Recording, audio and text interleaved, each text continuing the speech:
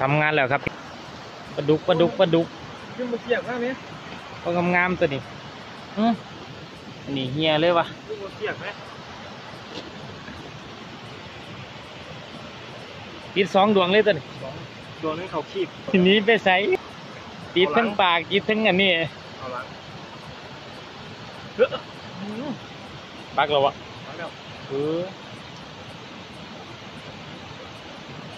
น้องปลาดุกปักด้วยครับโอ้ย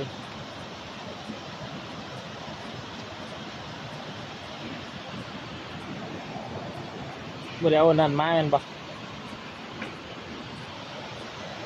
ไปหาเสียกหาอย่างกันได้พี่น้องกระทาในรถมี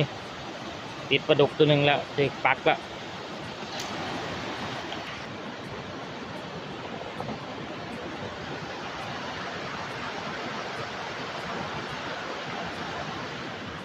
พี่น้องเรียบร้อยแล้วครับตัวหนึ่งนี่ภารกิจหมาน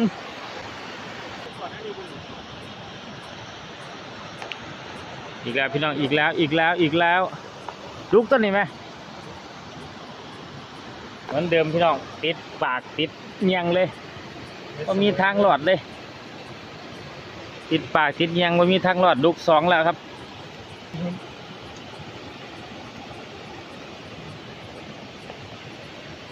พี่น้องดึงเงินดีมากขึ้นมากกันเด้อดึงแนวใส่ขึ้นมากัน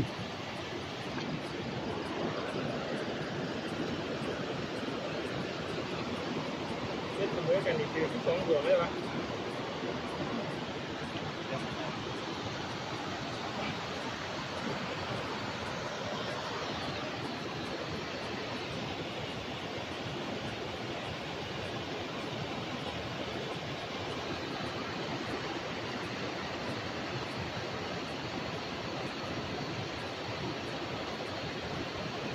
ชัวบ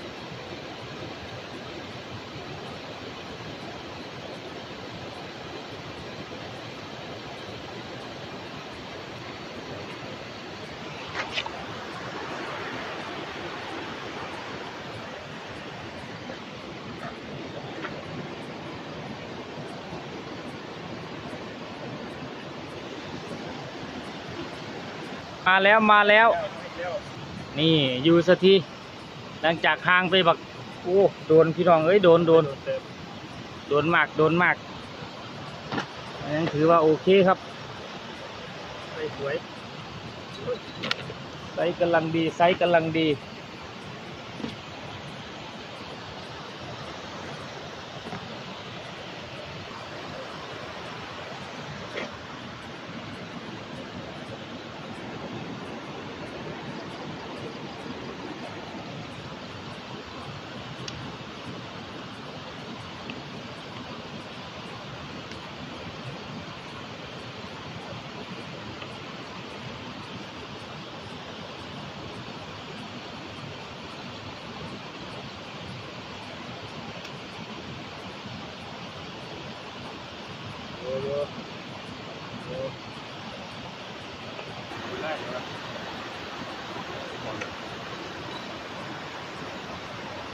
หลังจากรอมานานพี่น้อง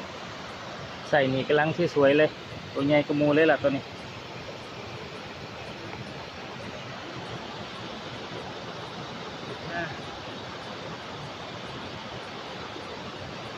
ชืบ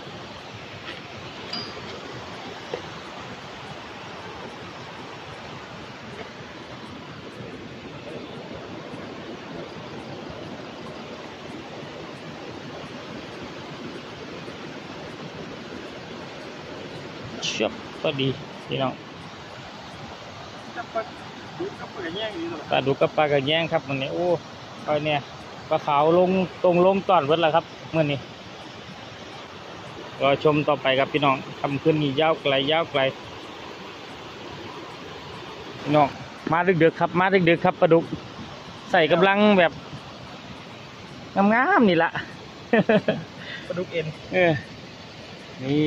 พี่น้องปลาดุกเอ็นปลาดุกเขาช่วงเดึกเลย2 ตัวล่ะมันเขาเดึกๆกันนี่รอบนี้บ่ห่างเท่าไรครับพี่น้อง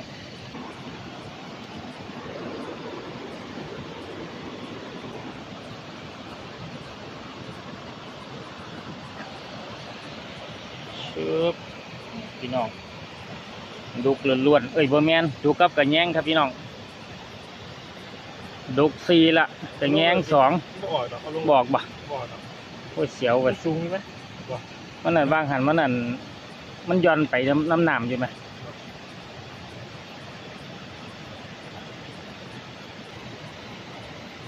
กันได้ดีลูกแก่เนาะ อืม 5 ปองด้วยก็โตหาบ่นะหาได้ดี ดุก4แยง2ดุก4แยง2พี่น้อง อ่ะเลย พอได้แกงใส่หน่อไม้ส้มครับพี่น้อง เนี่ยอ้อนดูเลยบ่ อืมปลาเนี้ยอ่อนปลาเนี้ยอ่อนไม่ผูกกับใส่อันนี้เอาเด้วยพี่น้อง ใส่ น้ำได้นิดเดียว ใส่เคี้ยใหม่เอาปอดไป เดี๋ยว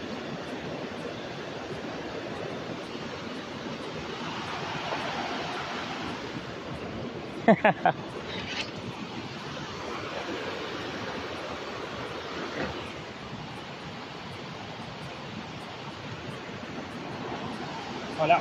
ได้อยู่พอดี มองนี้คือเป็นยังไงวะ จะขาดเลยวะ เนาะ ถูกไหมครับอ๋อ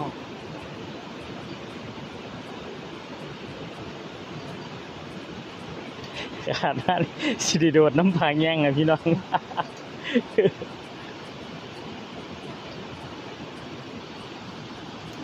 น้ำเห็นบ่ดิ่งปัดนึงก็ขาดแต่ว่าถ้าน้ำอันนี้มาจะเฮ็ดจังไดพี่น้องเอ้ย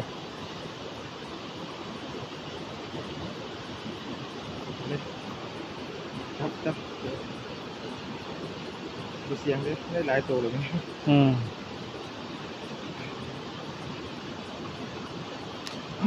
น่ะ แห้งพวกปัดเข้ามาซะได้ดอก เอา เข้าไปดึงแห้งโอ้ยโอ้ยไม่แน่วน้อยดีกว่า มั นี่ นมากกว่าติดจังสั่นละ ช่วยขอจีลุงมีทางจะดึงแห้งเด้อ อ่าอันพี่เขาไปติดในเรือมาที่นี่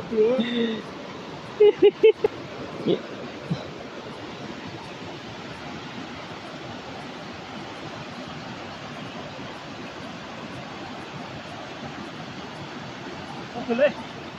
เอาขึ้นไปกัน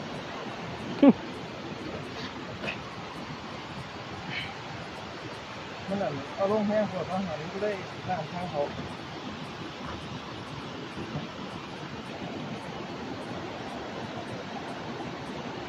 คุณบอกมองง่าไหมคุณบอก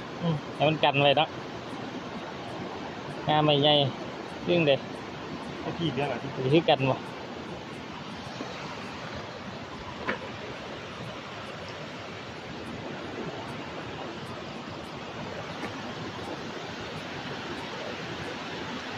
ติมองมันมีเหอะนี่ติโอ้เสียวเว้ยบางหันเป็นตะขาด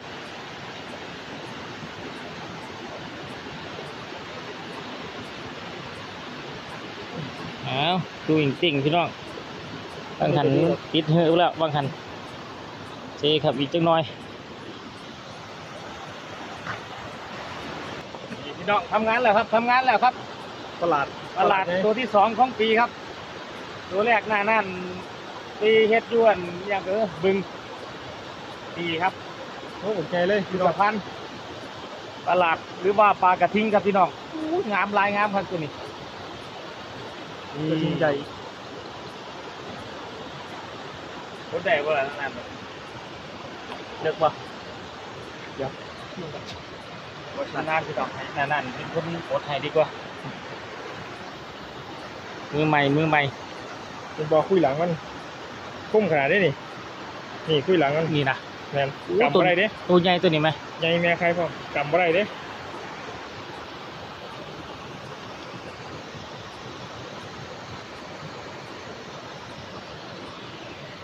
นี่นี่ทำงานแล้วทำงานแล้วโอ้ เลิกขนาดเลยวะติดตาเด็ดแล้วเขาใส่ไปตัวเดียว ดับเด็ดอยู่มั้ย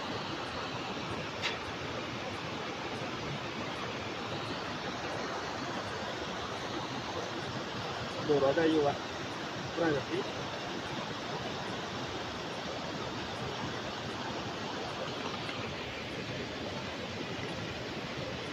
เดี๋ยวไปเดี๋ยว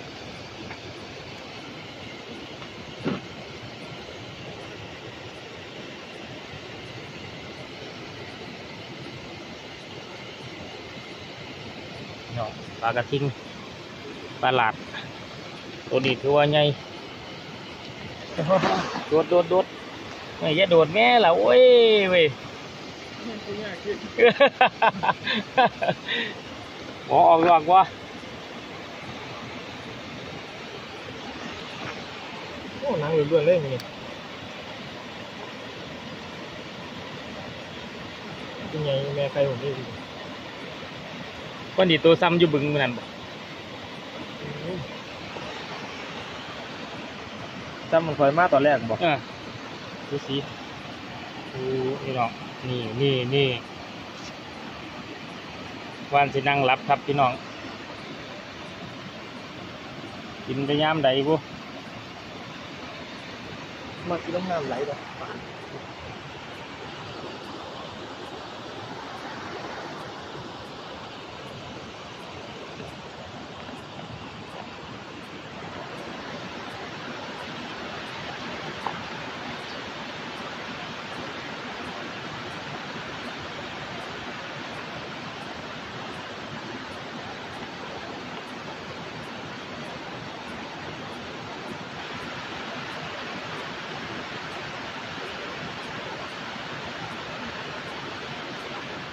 ไม่ติดเครื่องรั่วหรือเปล่า เนาะ ไม่เป็นเดียวเลยจะไปไหนจะกินในย่ามไหนเนี่ย เป็นเดียวเลยแบบ กลับแล้วครับสำหรับค่ำคืนนี้ถือว่าโอเคพอได้ปนพี่น้องปลาหนังล้วนๆเลยมื้อนี้ปลาหลาดหรือว่าปลากระทิงปลาเสียมแล้วก็ปลาดุกพี่น้องไฮไลท์ปลาดุกเลยมื้อนี้4 ตัวเลยปลาดุกฝายน้ำล้นไฮไลท์ปลาดุกเลยวันนี้4 ตัว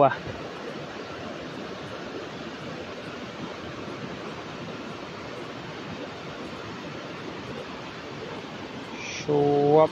ในชึบไปลงแห้งเสร็จแล้ว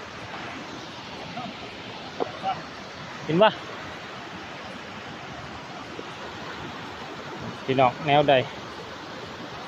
ปลาหลาดปลาดุก